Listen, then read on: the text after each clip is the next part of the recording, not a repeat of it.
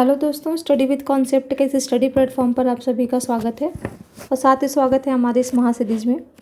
तो NCERT history class 6 की इस श्रृंखला में आगे बढ़ते हुए आज हम अध्याय 12 इमारतें, चित्र तथा किताबें पढ़ेंगे। आज ही हमारा एनसीईआरटी 6 क्लास का ख़त्म हो जाएगा। बाकी कल से हम 7th क्लास के एनसीईआरटी पढ़ेंगे हिस्ट्री का। तो जिन्होंने अभी तक एनसीईआरटी के वीडियोज़ को नहीं देखा है तो बाकायदा एक प्लेलिस्ट बना हुआ है, आप वहाँ से जा कर के प्रॉपर पूरा देख सकते हैं। तो स्टार्ट करते हैं। यहाँ पर एक छोटा सा कहानी दिया गया है, ये किसी काम का नहीं है, मैं पढ़ चुकी हूँ। ये ऐसे दिया गया है। बाकी हम सीधे यहाँ पर आते हैं अपने टॉपिक पे। तो यहाँ पर दिया है लौह स्तंभ। तो मेहरौली, सबसे पहले तो ये लोकेशन आपको ध्यान रखना है कि मेहरौली है कहाँ पर। ये दिल्ली में है। मेहरौली में कुतुब मीनार के परिसर में खड़ा यह लौह स्तंभ भारतीय शिल्पकारों की कुशलता का एक अद्भुत उदाहरण है। ये लौह स्तंभ है मेहरौली में। ये कह रहा है कि भारतीय शिल्पकारों की कुशलता का एक अद्भुत उदाहरण है। इसकी ऊंचाई 7.2 मीटर और वज़न 3 टन से भी ज़्यादा है। इसका निर्माण लगभग 1500 साल पहले हुआ था। इसके बनने के समय की जानकारी हमें इस पर खुदे अभिलेख से मिलती है।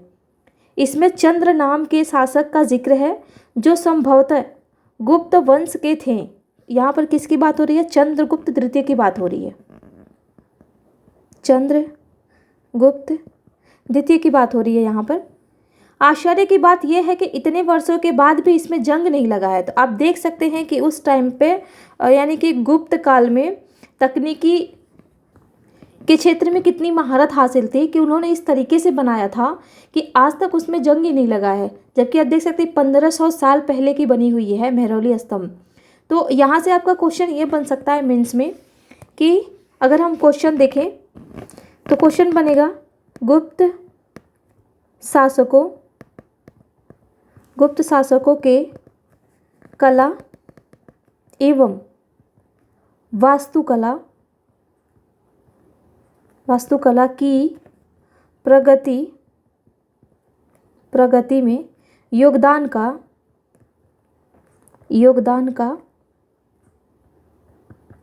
मूल्यांकन कीजिए। ऐसे ही क्वेश्चन बनते हैं। कला एवं संस्कृति से अगर आएगा तो गुप्त काल से संबंधित ऐसे ही क्वेश्चन बनेंगे। तो ये आप देख सकते हैं कि कितना शानदार यहाँ पर उदाहरण दिया हुआ है। अगर हम इस क्वेश्चन को समझें कि इसको हम कैसे लिखेंगे, तो सबसे पहले तो आपको बताना है, आप सभी को पता है कि गुप्त काल को स्वर्ण युग कहा जाता है, कला का स्वर्ण युग कहा जाता है। तो आप कीवर्ड से स्टार्ट कीजिए।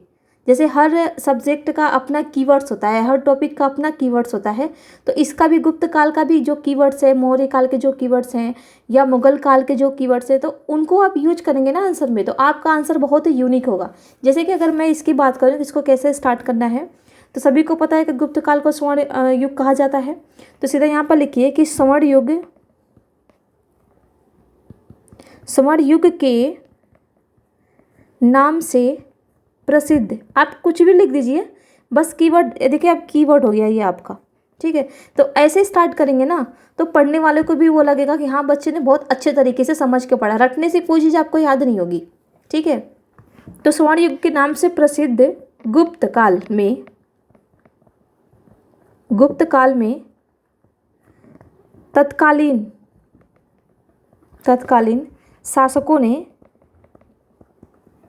शासकों ने कला एवं वास्तुकला के प्रगति में महत्वपूर्ण योगदान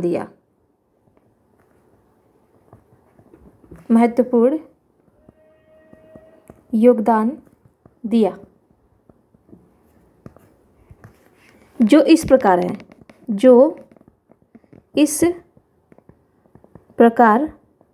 है। ऐसे करना है आपको स्टार्टिंग। ये देखिए आपका ये इंट्रो हो गया, बढ़िया इंट्रो हो गया। फिर यहाँ पर आप एक काम कीजिए कि आपको एक डायग्राम बनाइए ऐसे और यहाँ पर डाल दीजिए।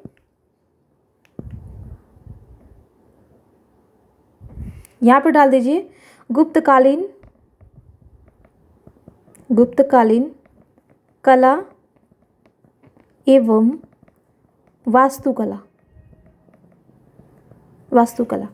उसके बाद से जितने भी एग्जाम्पल है, एक एग्जाम्पल तो हमको यहीं पे मिल गया, मेहरौली का, ये कहाँ गया, ये यहाँ पर आप डाल सकते हैं लौह स्तंभ, ये ना, ये मेहरौली, तो मेहरौली का लौह स्तंभ, एक तो यही आप डाल दीजिए, मेहरौली का लौह स्तंभ, ठीक है।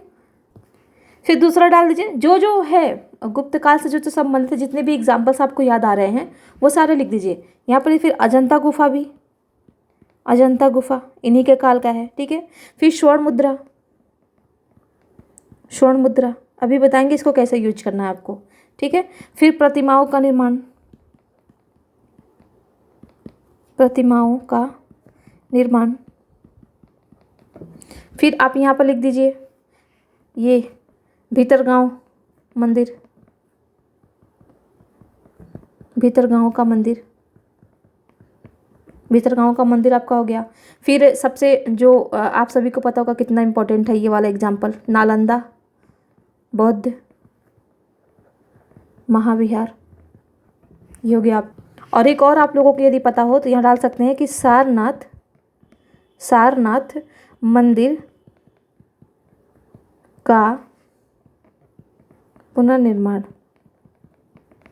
पुनर्निर्माण, सॉरी ये मंदिर नहीं, स्तूप है ना, सारनाथ स्तूप का, स्तूप का पुनर्निर्माण।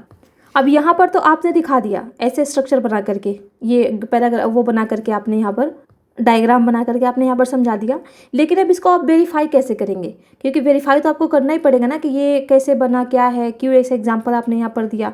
तो एक एक को उठा करके आप इसको वेरीफाई कर दीजिए। जैसे कि अगर हम लें अजंता गुफा, अजंता गुफा अगर ले ऐसे ऐसे आपको हेडिंग डालना है अजंता गुफा, तो यहाँ पर डाल देंगे कि यह गुप्तकालीन, यह गुप्तकालीन, गुप्तकालीन बौद्ध कला का, बौद्ध कला का उत्कृष्ट उदाहरण है, उत्कृष्ट उदाहरण है। गौतम बुद्ध, या ऐसे कर सकते हैं कि इसमें, इसमें गौतम बुद्ध, गौतम बुद्ध के, गौतम बुद्ध के पुनर्जन्म, पुनर्जन्म से संबंधित, संबंधित घटनाओं का सजीव चित्रण किया गया है, सजीव चित्रण किया गया है, ठीक है। फिर ठीक इसी प्रकार से आप ले लेंगे, जैसे कि अब यहाँ पर है स्वर्ण मुद्रा, तो आप यहाँ पर डाल दीजिए स्वर्ण मुद्रा, स्वर्ण मुद्रा। अब इसके बारे में लिख दीजिए, तो किसी के भी शासन काल में स्वर्ण मुद्रा कब जारी किया जाएगा, जब आर्थिक स्थिति काफ़ी मजबूत होगी। तो सिर्फ आपको समझने वाली चीज़ है यहाँ पर, तो सीधा आपको लिख देना है कि उन्नत आर्थिक स्थिति, उन्नत, या कह सकते कि गुप्त काल में, गुप्त काल में उन्नत आर्थिक स्थिति, स्थिति होने के कारण, होने के कारण गुप्त शासकों ने, गुप्त शासकों ने अधिक स्वर्ण मुद्राएं, अधिक स्वर्ण मुद्राएं जारी की गई, जारी की जैसे, ठीक है। तो उदाहरण दे दीजिए कि हाँ सच में स्वर्ण मुद्राएं थी, तो जैसे में आप उदाहरण दे देंगे कि समुद्रगुप्त को, हमने पिछले वीडियो में भी पढ़ा था इसको, समुद्रगुप्त को सिक्के पर, या क्या समुद्रगुप्त को स्वर्ण सिक्के पर, सिक्के पर बीड़ा बजाते, बजाते दर्शाना, या कह सकते दर्शाया गया, दर्शाया गया है, ठीक है। तो ऐसे एक एक करके आप सारी चीज़ों को ले सकते हैं। अब इसमें आपको कन्फ्यूजन होगा कि सारनाथ स्तूप का पुनर्निर्माण, तो सही है कि गुप्त शासकों ने ही सारनाथ के मंदिर का पुनर्निर्माण किया था, ठीक है। और अगर आपको ये डालना है जैसे कि मेहरौली का, तो आप यहाँ से उठाकर डाल मेहरौली स्तंभ, तो फिर यहाँ पर आप कर सकते हैं कि मेहरौली स्तंभ भारतीय शिल्पकारों की कुशलता का एक अद्भुत उदाहरण है। क्यों? उदाहरण में डाल दीजिए। क्योंकि कई वर्षों, अगर आपको ये डेट नहीं याद है तो लिख सकते हैं कि कई वर्षों के बाद भी इसमें जंग नहीं लगा है। ठीक है, तो इसका ऐसे आप एग्जाम्पल यहाँ पर ऐसे मतलब उसको वेरीफाई कर सकते हैं। और ये सब करने के बाद से अगर आपको निष्कर्ष नहीं समझ में आ रहा है, वैसे तो निष्कर्ष कई तरीके से हम दे सकते हैं, लेकिन अभी आप स्टार्टिंग कर रहे हैं, आपको निष्कर्ष नहीं समझ में आ रहा है कि निष्कर्ष कैसे दे, तो आपको बस सिंपल में ऐसे दे देना है कि अतः गुप्तकालीन ऐसा कर सकते कि गुप्तकाल के इन उत्कृष्ट नमूनों के आधार पर हम उनकी वास्तुकला की प्रगति में योगदानों को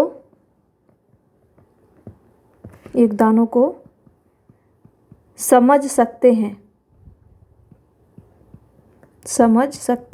बस इतना करके आप ख़त्म कर दे। ये तो आपको लिखना ही लिखना है, भले ही आपको कैसा भी समझ में आए, ये आपको लिखना ही लिखना है, क्योंकि ये बहुत ही इफ़ेक्ट डालता है एग्ज़ाम में। जब आप बैठते हैं मेंस में, तो लिखने के लिए ये ज़रूर डालना पड़ता है आपको। तो जैसे भी आए आपको, आप अगर आप स्टार्टिंग कर रहे हैं तो जो भी आपको समझ में आ रहा है आप लिखिए, बट लिखिए, छोड़िए मत इसको, निष्कर्ष को। तो इस तरीके से आप यहाँ से इस क्वेश्चन को कंप्लीट कर सकते हैं। तो यहाँ पर जो आपको फैक्ट ध्यान रखनी है वो सिर्फ ये ध्यान रखना है कि मेहरौली, एक तो लोकेशन पूछता है कभी कभी पीसीएस में, तो मेहरौली कहाँ पर है, तो दिल्ली में है। और यहाँ पर चंद्रगुप्त द्वितीय के द्वारा लौह स्तंभ का निर्माण करवाया गया था। ठीक है, फिर है ईंटों और पत्थरों की इमारतें। हमारे शिल्पकारों की कुशलता के नमूने स्तूपों जैसे कुछ इमारतों में देखने को मिलते हैं। स्तूप का शाब्दिक अर्थ टीला होता है। ये एक फैक्ट आपको ध्यान रखना है। स्तूप का शाब्दिक अर्थ क्या है, तो टीला होता है। हालांकि स्तूप विभिन्न आकार के थे, कभी गोल या लंबे तो कभी बड़े या छोटे। तो ये भी आपको ध्यान रखना है, क्योंकि दे देगा कभी कभी कि केवल गोल होते थे। ठीक है, तो आपको ध्यान रखना है कि गोल लंबे भी होते थे। उन सब में एक समानता है, प्रायः सभी स्तूपों के भीतर एक छोटा सा डिब्बा रखा जाता है। इन डिब्बों में बुद्ध या उनके अनुयायियों के शरीर के अवशेष जैसे दांत, हड्डी या राख या उनके द्वारा प्रयुक्त कोई चीज़ या कोई कीमती पत्थर अथवा सिक्के रखे रहते हैं। इसमें तो कोई याद करने वाली चीज़ नहीं है। इसे धातु मंजूषा कहते हैं।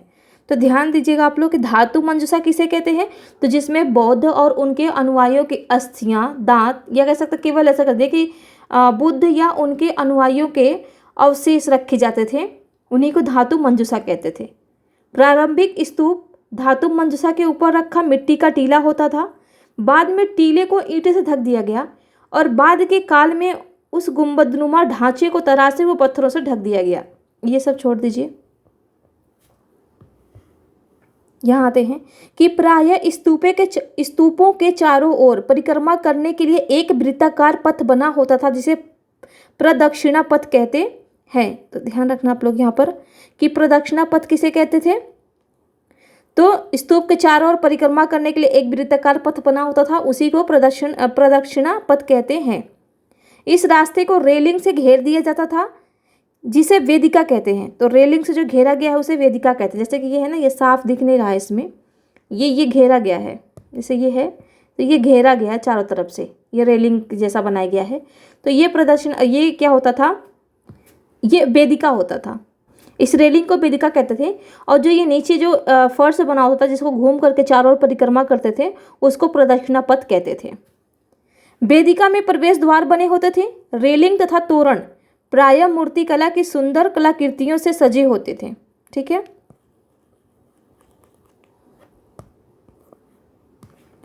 तो इसमें कोई खास नहीं है, बस आपको ये ध्यान रखना है कि प्रदक्षिणा पथ किसे कहते थे और वेदिका किसे कहते थे, क्योंकि क्वेश्चन आपका बन जाएगा। तो ऐसे बनेगा क्वेश्चन, अगर यहाँ पर हम लोग क्वेश्चन को देखें तो क्वेश्चन ऐसे बनेगा कि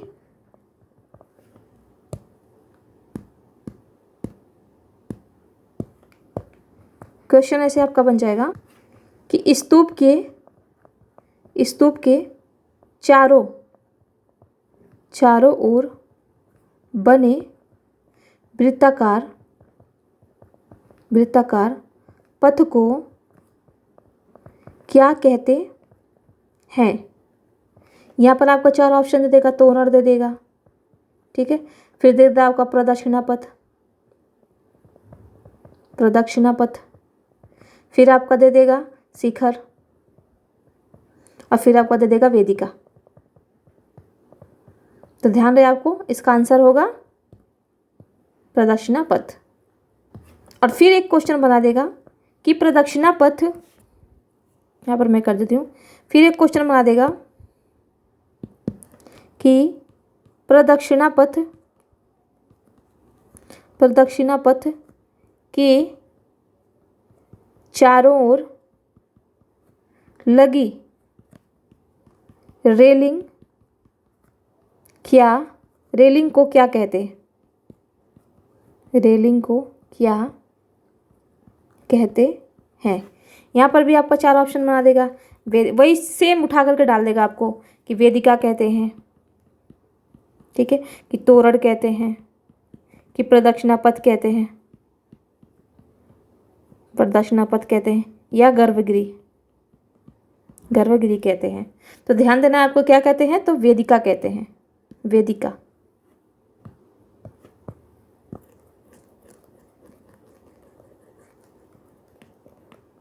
कहते हैं।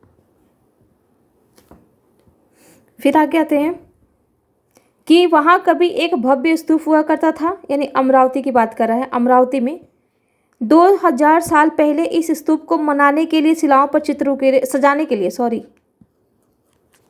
यहाँ पर दिया है कि 2000 साल पहले इस स्तूप को सजाने के लिए शिलाओं पर चित्र उकेरे गए। कई बार पहाड़ियों को काटकर बनावटी गुफाएं बनाई थीं। इस तरह की कई गुफाएं मूर्तियों तथा चित्रों द्वारा सजाया जाता है। ये छोड़ दीजिए आप। इस काल में कुछ आरंभिक हिंदू मंदिर का भी निर्माण किया गया। इन मंदिरों में विष्णु, शिव तथा दुर्गा जैसे देवी देवताओं की पूजा होती थी। तो ध्यान देना आप लोग कि गुप्त काल में ऐसा नहीं है कि केवल बौद्ध धर्मों को वरीयता दी जाती थी, नहीं, इसमें वैष्णव और शैव धर्मों को भी वरीयता दी जाती थी। अब यहाँ पर है कि मंदिरों का सबसे महत्वपूर्ण भाग गर्भगृह होता था। तो सबसे महत्वपूर्ण भाग यहाँ पर मंदिरों में क्या होता था, गर्भगृह होता था, जहाँ मुख्य देवी या देवता की मूर्ति को रखा जाता था। तो यहाँ पर क्वेश्चन आपका ये बन जाएगा, गर्भगृह का संबंध किससे है। तो ध्यान देना आप लोग, गर्भगृह का संबंध है कि जहाँ पर देवी या देवताओं की मूर्ति रखी जाती थी, ठीक है। या फिर ऐसे कर देगा, निम्नलिखित में से जहाँ मुख्य देवी या देवताओं की मूर्ति को रखा जाता था कहा जाता है, क्या कहा जाता है, तो गर्भगृह कहा जाता है। जैसे कि यहाँ पर क्वेश्चन में बनाऊं,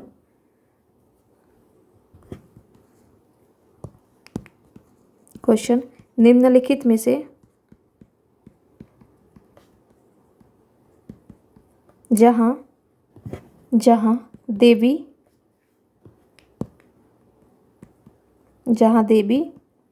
देवताओं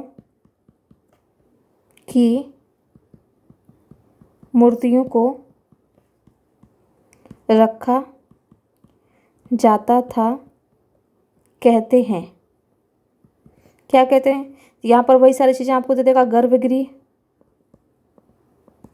या दे देगा आपको तोरण, फिर वही सारी चीज उठा के डालेगा वेदिका या प्रदक्षिणा पथ,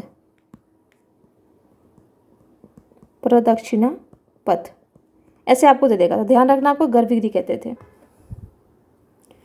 फिर है कि इसी स्थान पर पुरोहित धार्मिक अनुष्ठान करते थे और भक्त पूजा करते थे। अक्सर गर्भगृह को एक पवित्र स्थान के रूप में दिखाने के लिए भीतर गांव जैसे मंदिरों में उसके ऊपर काफ़ी ऊंचाई तक निर्माण किया जाता था, ठीक है। तो भीतर गांव मंदिर किस काल से संबंधित है, अभी हमने एग्जाम्पल में भी देख लिया, वास्तुकला में एग्जाम्पल में भी देखा। तो ये कहाँ, गुप्तकालीन से संबंधित है। और ये कहाँ पर है भीतर गांव, तो ये यूपी के कानपुर में है, यूपी के कानपुर में है, कानपुर में। फिर दिया कि शिखर निर्माण के कठिन कार्य के लिए सावधानी से योजना बनानी पड़ती थी। अधिकतर मंदिरों में मंडप नाम की एक जगह होती थी, ठीक है। तो नाम की एक जगह होती थी। यह एक सभागार होता था जहाँ लोग इकट्ठा होते थे। तो दे देगा, इससे भी क्वेश्चन बन जाएगा। क्वेश्चन देखें तो बनेगा मंडप क्या होता था, मंडप क्या होता था। ठीक है, तो ध्यान रखना आपको, मंडप एक सभागार होता था, एक सभागार होता था जहाँ लोग इकट्ठा होते थे, इकट्ठा होते थे। ठीक है, तो ये छोटी छोटी जो चीज़ें हैं आपको कई बार आप देखेंगे इसको तभी याद होगा, नहीं तो आप कंफ्यूज हो जाएंगे। और ऐसे ही टर्मिनोलॉजी पूछता है एग्जाम में। ठीक है, यहाँ एक आप लोग थोड़ा सा देख लीजिएगा, इसको मैं भूल गई हूँ। यहाँ पर क्या पर देख, इस तरह के स्तूपों का, ये सांची का महान स्तूप है। तो यहाँ पर दिया है कि इस तरह के स्तूपों का निर्माण कई सौ सालों तक चलता रहा। इस स्तूप में ईंटों का प्रयोग संभवतः अशोक के ज़माने का है। तो ध्यान रखिएगा, अब ईंटों का जो प्रयोग हुआ था स्तूप में वो अशोक के ज़माने का है। जबकि रेलिंग और प्रवेश द्वार बाद के शासकों के काल में जोड़े गए। तो यहाँ पर दे देगा कि अशोक के काल में जोड़े गए, तो नहीं, ये बाद के शासकों के काल में जोड़े गए। ठीक है, तो ये आपको ध्यान रखना है। फिर यहाँ पर कि बाएं ऊपर उत्तर प्रदेश के भीतर गांव का एक आरंभिक मंदिर। तो ये वो जिनका मैपिंग ऑप्शनल है, सॉरी जिनका हिस्ट्री ऑप्शनल है वो ध्यान देंगे। ये पूछा भी गया है, प्रीवियस ईयर के क्वेश्चन में पूछा भी गया है, मेंस में आप लोग एक बार देख लेंगे। मैपिंग वाले क्वेश्चन में ये दिया गया है कि एक आरंभिक मंदिर, ये भीतर गांव ही था, इसके बारे में दिया गया है। तो इस लोकेशन को आप लोग देख लेंगे और इससे संबंधित अन्य चीज़ें भी देख लेंगे कि और क्या क्या चीज़ें हैं यहाँ पर। क्या पता कभी कभी क्वेश्चन रिपीट हो जाता है, तो आपको ध्यान देना है ये चीज़। तो आप इसको मैपिंग पे क्या करेंगे कि लोकेशन को दर्शा लेंगे और इससे संबंधित पॉइंट्स को वहाँ पर लिख लेंगे, तुरंत लिख लेंगे। सबसे पहले तो इसका लोकेशन कहाँ है, एक पॉइंट तो आपका यही बन जाएगा, और 2-4 इसकी विशेषताएँ आप लिख लेंगे। और ये जो दिया है, ये मंदिर जो है ये महाबलीपुरम मंदिर है, महाबलीपुरम मंदिर, ये महाबलीपुरम मंदिर है। ये क्या है, बस आपको यहाँ पर ये ध्यान रखना है कि महाबलीपुरम जो मंदिर है वो एकास्मिक मंदिर है, यानी पत्थर को काट करके बनाया गया है। इसमें कोई काट छाट या अलग से कोई चीज़ यहाँ पर ला करके नहीं रखी गई है, इसको एक सिरे से पत्थर से ही काट करके बनाया गया है। तो इस लोकेशन को भी दे देगा आपको, यहाँ पर दे दिया कि एक आरंभिक मंदिर, फिर दे देगा आपको कि एकास्मिक मंदिर। तो ये जो जिनका हिस्ट्री ऑप्शनल है वो इस चीज़ को ध्यान देंगे, हल्के में नहीं लेंगे, मैप पर जा करके इसको देख लेंगे कहाँ पर है। और यहाँ पर दिया भी है कि महाबलीपुरम और एहोल को ढूंढो, तो आप एहोल भी ढूंढ लेंगे, एहोल को भी, और इससे संबंधित जो भी इनकी विशेषताएँ हैं 2-4 पॉइंट्स में आप उसको लिख लेंगे। इन शहरों में पत्थरों से बने कुछ उत्कृष्ट मंदिर हैं, उनमें से कुछ यहाँ दिखाए गए हैं। ठीक है, तो यहाँ पर जो दिखाया गया है उसके बारे में बात कर रहा है। फिर हम आगे आते हैं, यहाँ थोड़ा सा आप ध्यान देंगे, इसको पढ़ लेंगे कि इनमें से प्रत्येक मंदिर का एक ही विशाल पहाड़ी को तराश कर बनाया गया है, एक ही विशाल पहाड़ी को, ऐसा नहीं है कि कहीं से और पत्थर ला करके ऐड किया गया इसमें, इसीलिए इन्हें एकास्म मंदिर कहा गया। ईंटों से बनाए जाने वाले मंदिरों से यह बिल्कुल भिन्न होते हैं। ठीक है, तो ये ध्यान देंगे आप लोग। ईंट से बनी इमारतों में नीचे से ईंटों की एक एक तह जोड़ते हुए ऊपर की ओर जाते हैं। जैसे कि मान लीजिए आपका मंदिर है, बन रहा है, तो ये जो ईंट है इसको क्या करते हैं हम कि ऊपर से नीचे से जोड़ते हुए जाते हैं, जब तो ये जा कर के ऊपर खड़ा होता है। लेकिन इसको क्या होता है, जो चट्टान होता है ना वो बिल्कुल ऐसा होता है, तो उसको ऊपर से नीचे की तरफ काट करके आते हैं। जैसे यहाँ पर वो बना दिया, शिखर बना दिया, फिर उसको काट छाट कर करके ऐसे ऐसे कर करके यहाँ तक लाते हैं। जैसे यहाँ पर दिया ना कि जबकि चट्टान तराश कर बनाए जाने वाले मंदिरों को पत्थर काटने वाले ऊपर से नीचे के क्रम में बनाते हैं। तो ध्यान देना आप लोग, यहाँ पर कंफ्यूज नहीं होना है। ये तो आपको समझ में आ जाएगा कि हाँ, आप लोगों को इतना तो मतलब समझते ही हैं कि घर जो बनता है ईंटों से तो वो पहले नीचे से नींव ही तैयार की जाती है। तो यहाँ पर भी धीरे से वो डाल देगा कि नीचे से ऊपर के क्रम में बनाते हैं। तो ये आपको ध्यान रखनी है कि नीचे से ऊपर के क्रम में नहीं, ऊपर से नीचे के क्रम में इसको बनाते हैं। इन मंदिरों को बनाते समय पत्थर काटने वालों को किन समस्याओं का सामना करना पड़ता होगा, इसकी सूची बनाओ। तो जाहिर सी बात है, एक तो कह सकते हैं कि धूप वगैरह, गर्मी वगैरह बहुत ज़्यादा होती होगी, वो बेचारे ऊपर पत्थर गर्म इतने होते हैं वहाँ काटते होंगे, तो उनसे स्वास्थ्य संबंधित समस्याएं भी आती होंगी। प्लस हथौड़े वथौड़े जो छैने वगैरह होते होंगे वो काफ़ी पैने होने पड़ते होंगे, कि अगर रहेगा नहीं तो पत्थर को कैसे तोड़ेंगे।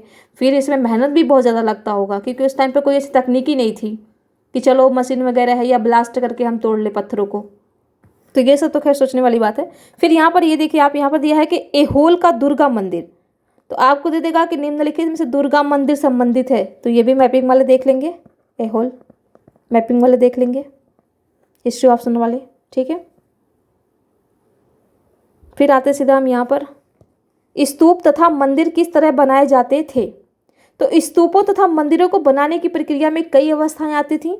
इनके लिए काफ़ी धन खर्च होता था, ठीक है, एक पॉइंट से यहाँ भी जोड़ सकते हैं। इसीलिए आमतौर पर राजा या रानी ही इन्हें बनवाने का निश्चय करते थे। पहला काम अच्छी किस्म के पत्थर ढूंढकर शिलाखंडों को खोदकर निकालना, फिर मंदिर या स्तूप के लिए सोच विचार कर तय किए गए स्थान पर शिलाखंडों को पहुंचाना।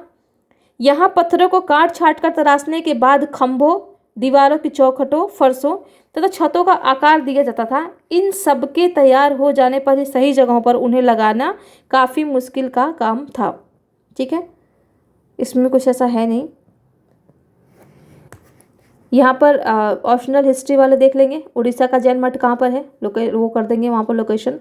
एक पहाड़ी को खोदकर इस 2 मंजिले इमारत को बनाया गया है। कमरों के प्रवेश द्वार को ध्यान से देखो, इनमें जैन भिक्षु रहते थे और ध्यान करते थे, ठीक है, तो इसके बारे में कह रहा है। फिर यहाँ भी देखिए, राष्ट्रीय संग्रहालय नई दिल्ली में एक मूर्ति का चित्र, तो आपको बस ये ध्यान रखना कि राष्ट्रीय संग्रहालय कहाँ पर है, तो ये नई दिल्ली में है, ये आपको ध्यान रखना है, क्योंकि क्वेश्चन बन जाएगा कि राष्ट्रीय संग्रहालय कहाँ पर है, तो नई दिल्ली में है। इस तरह के शानदार ढांचों का निर्माण करने वाले शिल्पकारों को सारा खर्च संभवतः राजा रानी ही देते थे। इनके अतिरिक्त इन स्तूपों का मंदिरों में आने वाले भक्त जो उपहार अपने साथ लाते थे, उनसे इमारत की सजावट की जाती थी। जैसे हाथी दांत का काम करने वाले श्रमिकों के संघ ने सांची के एक अलंकृत प्रवेश द्वार को बनाने का खर्च दिया था। तो ध्यान रखिएगा आप लोग, प्रवेश द्वार को ही तोरण कहते थे, ठीक है। तो यहाँ पर एक फैक्ट ये है कि प्रवेश द्वार को ही तोरण कहा जाता था। इनकी सजावट के लिए पैसे देने वालों में व्यापारी, कृषक, माला बनाने वाले, इत्र बनाने वाले, लोहार, सुनार, यानी कह सकते हैं कि मंदिरों की सजावट में सभी की भागीदारी होती थी, ठीक है।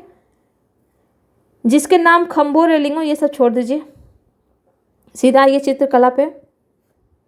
तो इसमें भी कुछ आपको याद करने की जरूरत नहीं है, बस इतना ध्यान रखना है कि अजंता कहाँ पर है, ठीक है। और अजंता किससे संबंधित है, तो ये बौद्ध भिक्षुओं के लिए बनाए गए विहार हैं अजंता, ठीक है, बस इतना आपको ध्यान रखना है। यहाँ उनके कुछ उदाहरण दिए गए। गुफाओं के अंदर अंधेरा होने की वजह से अधिकांश चित्र, ये सब छोड़ दीजिए आप। इसमें आते हैं पुस्तकों की दुनिया में।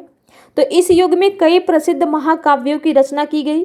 इन उत्कृष्ट रचनाओं में स्त्री पुरुषों की वीर गाथाएं तथा देवताओं से जुड़ी कथाएं हैं। करीब 1800 साल पहले एक प्रसिद्ध तमिल महाकाव्य सिलप्पादिकारम की रचना इलांगो नामक कवि ने की। तो ध्यान आपको यहाँ पर देना है कि तमिल महाकाव्य सिलप्पादिकारम के रचयिता कौन थे, तो इलांगो थे, इलांगो। इसमें कोलन नाम के एक व्यापारी की कहानी है। वह पुहार में रहता था। अपनी पत्नी कन्नगी की अपेक्षा कर वह एक नर्तकी माधवी से प्रेम करने लगा। बाद में वह और कन्नगी पुहार छोड़कर मदुरै चले गए। वहां पांड्य राजा के दरबारी जौहरी ने कोलन पर चोरी का झूठा आरोप लगाया, जिस पर राजा ने उसे प्राणदंड दे दिया। कन्नगी, जो अभी भी उससे प्रेम करती थी, इस अन्याय के कारण दुख और रोष में भर गई। उसने मदुरै शहर का विनाश कर डाला, ठीक है।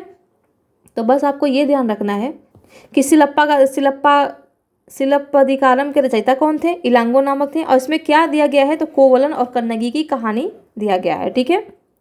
और कभी कभी पूछ ही लेता है, कोई भरोसा नहीं है, कि मदुरै शहर का विनाश कर डाला, तो आप किसने किया, तो कन्नगी ने। और कन्नगी के द्वारा ये सब ऐसे पूछ लेगा कि प्रसिद्ध तमिल महाकाव्य सिलप्पादिकारम में कन्नगी द्वारा किस शहर का विनाश करते हुए बताया गया है। तो ध्यान देंगे आप लोग, मदुरै शहर को। अब यह है कि सिलप्पादिकारम से लिया गया एक वर्णन, तो ये छोड़ दीजिए, इसमें कुछ है नहीं। एक और तमिल महाकाव्य मणिमेखलाई को करीब 1400 साल पहले सतनार द्वारा लिखा गया। तो ध्यान देंगे आप लोग यहाँ पर, ये है मणिमेखलाई और ये है सतनार, ठीक है। और ये था सिलप्पादिकारम। और ये किससे संबंधित है, तो ये कोवलन तथा माधवी की बेटी की कहानी है इसमें, ठीक है। उसमें कोवलन और कन्नगी का था, इसमें कोवलन तथा माधवी की बेटी की कहानी है। जो वो नर्तकी थी कोवलन, जिसके प्रेम में पड़ गए थे, उनकी बेटी की कहानी इसमें दी गई है। तो ध्यान रखेंगे आप लोग, मणिमेखलई और शिलप्पाधिकारम में वही अंतर है। ये रचनाएं कई सदियों पहले ही खो गई थी। उनकी पांडुलिपियां दोबारा लगभग 100 साल पहले मिली। अन्य लेखक जैसे कालिदास हमने देख लिया था, मेघदूतम का रचना उन्होंने किया था, वो सब हमने पिछले वीडियो में काफ़ी अच्छे तरीके से देख लिया है। तो इसको आप लोग एक बार जा करके देख भी लेंगे। ये रहा मेघदूतम। तो बस आपको ये ध्यान रखना है कि मेघदूतम किसकी रचना है, तो वो कालिदास की रचना है, ठीक है। यहाँ उनकी सबसे प्रसिद्ध रचना मेघदूतम में एक अंश दिया गया है। यहाँ एक बिरही प्रेमी बरसात के बादल को अपना संदेशवाहक बनाने की कल्पना करता है। छोड़ दीजिए ये, बस इतना ध्यान रखना आपके मेघदूतम किसकी रचना है, तो कालिदास की है। पुरानी कहानियों का संकलन तथा संरक्षण, अब इसको देखते हैं।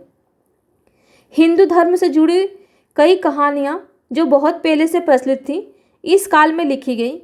इनमें पुराण भी शामिल है। पुराण का शाब्दिक अर्थ है प्राचीन, बस ये ध्यान रखिएगा कि पुराण का शाब्दिक अर्थ क्या है, तो प्राचीन या पुराण। पुराणों में विष्णु, शिव, दुर्गा या पार्वती जैसे देवी देवताओं से जुड़ी कहानियां हैं। तो ये ध्यान रखेंगे आप लोग कि किससे किससे जुड़ी हुई कहानियां हैं, क्योंकि बीच में यहाँ पर बौद्ध जैन डाल ही देगा, ठीक है। तो ये आपको ध्यान रखना है, ठीक है। इनमें इन देवी देवताओं की पूजा की विधियां दी गई हैं। इसके अतिरिक्त इनमें संसार के सृष्टि तथा राजाओं के बारे में भी कहानियां हैं। अधिकतर पुराण सरल संस्कृत श्लोक में लिखे गए हैं। तो ध्यान दीजिएगा किस में लिखे गए हैं, तो सरल संस्कृत श्लोक में, जिससे सब उन्हें सुन और समझ सके। स्त्रियां तथा शूद्र जिन्हें वेद पढ़ने की अनुमति नहीं थी, वे भी इसे सुन सकते हैं। तो ये आप लोग बहुत अच्छे से देख लेंगे कि वेद पढ़ने की, यहाँ पर 2 क्वेश्चन हो जाएगा कि वेद पढ़ने की अनुमति किसे नहीं थी, तो स्त्रियों तथा शूद्रों को नहीं थी, ठीक है।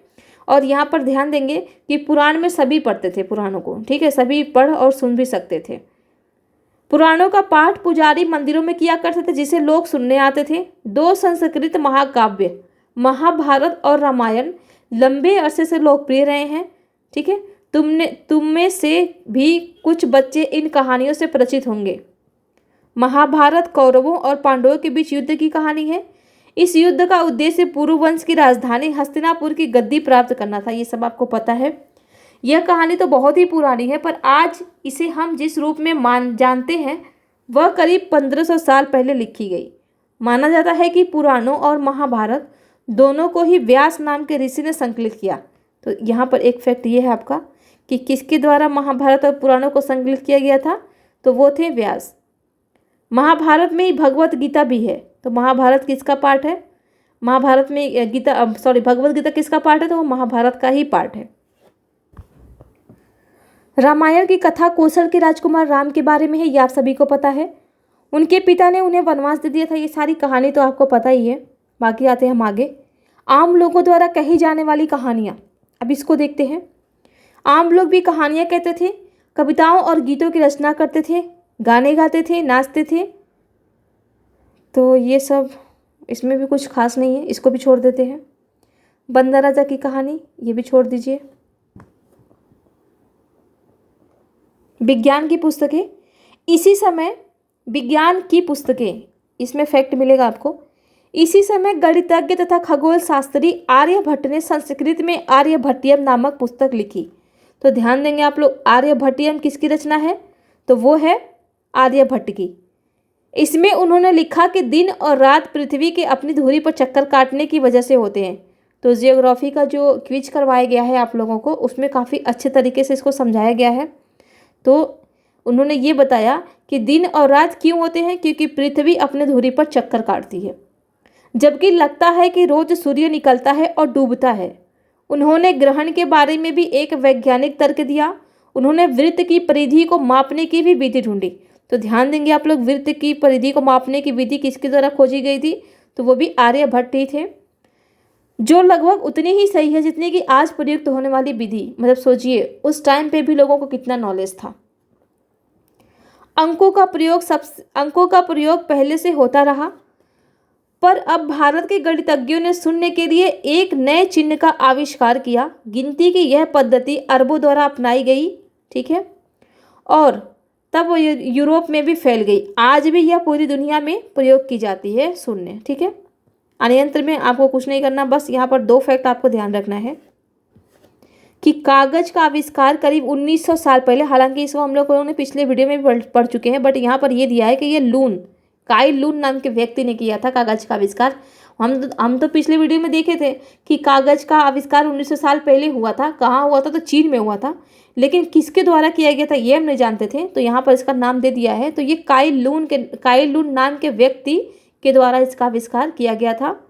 सेकेंड, आप ये ध्यान रखेंगे कि भारतीय उपमहाद्वीप, इस उपमहाद्वीप में भी कागज की जानकारी बगदाद से ही आई। मतलब इस उपमहाद्वीप में भी कागज की जानकारी कहाँ से आई है? वो बगदाद से आई है। बस ये 2 फैक्ट इसमें इंपॉर्टेंट थे, बाकी आप लोग छोड़ सकते हैं। ये उपयोगी जो शब्द हैं इन्हें आप देख लेंगे: स्तूप, मंदिर, चित्रकला, महाकाव्य, कहानी, पुराण, गणित और विज्ञान। ये शब्दावली आप लोग लिख लेंगे, नोट कर लेंगे क्या है इसका मतलब। ठीक है, बाकी ये जो कुछ महत्वपूर्ण तिथियां दी गई हैं इसको आप देख लेंगे। स्तूप का निर्माण की शुरुआत 2300 साल पहले, अमरावती 2000 साल पहले, कालिदास 16 साल पहले, लौह स्तंभ भीतरगांव का मंदिर, अजंता की चित्रकारी आर्यभट्ट, ये सारे सब 1500 साल पहले, दुर्गा मंदिर 1400 साल पहले। तो ये डेट आप लोग एक बार इसको कॉपी में नोट कर लेंगे और इसको 2-4 बार आप अच्छे से रिविज़न कर लेंगे ताकि ये आपको याद हो जाए। थोड़ा सा इसको सॉल्व कर लेते हैं। तो स्तूप क्या होता था? तो स्तूप होता था आपका टीला। शिखर क्या होता था? तो अभी हमने देखा था ऊपर कि गर्भगृह के ऊपर एक लंबाई के निर्माण होती थी, लंबाई में निर्माण होता था इसका, शिखर का। फिर मंडप क्या होता था? तो मंडप आपका मंदिर में लोगों के इकट्ठा होने की जगह थी, सभागार था। गर्भगृह क्या होता था? तो देवी देवताओं की मूर्ति जहाँ पर स्थापित की जाती थी उस जगह को बोलते थे प्रदक्षिणा पथ। ये स्तूप के चारों तरफ वृत्ताकार पथ होता था। अब खाली जगह को देख लेते हैं। एक बड़े गणितज्ञ थे, अभी हमने पढ़ा कौन थे? तो आर्यभट्ट एक बड़े गणितज्ञ थे। में देवी देवताओं की कहानियां मिलती हैं, किसमें? तो पुराणों में। ठीक है, को संस्कृत रामायण का लेखक माना जाता है किसको? तो वाल्मीकि को। 2 तमिल महाकाव्य हैं, तो हमने देखा था कौन कौन थे? शिलप्पाधिकारम और एक था मणि मेखलई। इसमें किसकी कहानी थी? तो कोवलन और कन्नगी की कहानी थी। और मणि मेखलई में किसका था? तो इसमें था कोवलन और माधवी की बेटी की कहानी,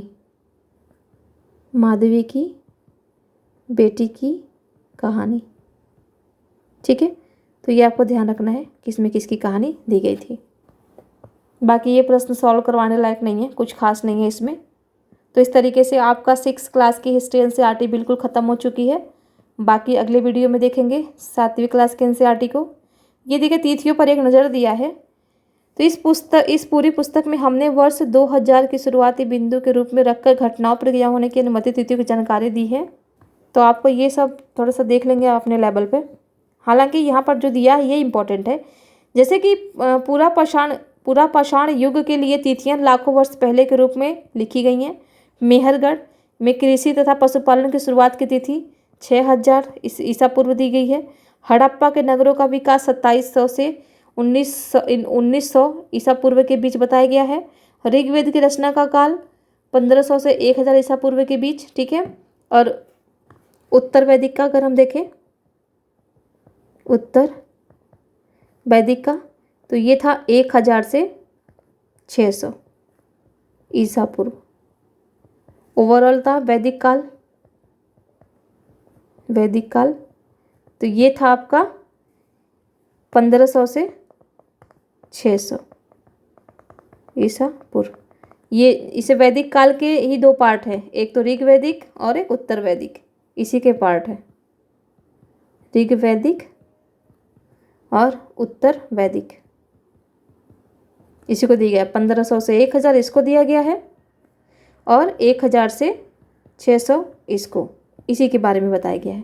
तो डेट भी कभी कभी पूछ लेता है। फिर है महाजनपदों तथा गंगा के मैदानी इलाकों में नगरों का विकास तथा उपनिषद, जैन धर्म तथा बौद्ध धर्म से जुड़े विचारों का उदय लगभग 500 ईसा पूर्व हुआ। पश्चिमोत्तर में सिकंदर का आक्रमण, ये भी डेट पूछा है, ये भी ध्यान रख देंगे। चंद्रगुप्त मौर्य का राजा बनना, ये भी पूछा है। अशोक का शासन काल लगभग, ये भी इम्पोर्टेंट है। संगम साहित्य की रचना, ये भी इम्पोर्टेंट है। कनिष्क का शासन, तो ये सारी चीज़ें जितनी भी यहाँ पर दी गई हैं, ये डेट काफ़ी इंपॉर्टेंट है, तो आप लोग इसको एक बार अच्छे से देख लेंगे। तो इसी के साथ इस वीडियो को यहीं समाप्त करते हैं। वीडियो अगर आप लोगों को पसंद आए तो प्लीज़ लाइक कीजिएगा, क्योंकि अगर आप लाइक करेंगे तो यूट्यूब जितना ही लाइक मिलता है वीडियो को, यूट्यूब जो भी लोग सर्च करेंगे एनसीईआरटी सीरीज को, तो यूट्यूब इन वीडियो को आगे लाना स्टार्ट कर देता है। इसी के साथ आप सभी को बहुत बहुत धन्यवाद। Thank you.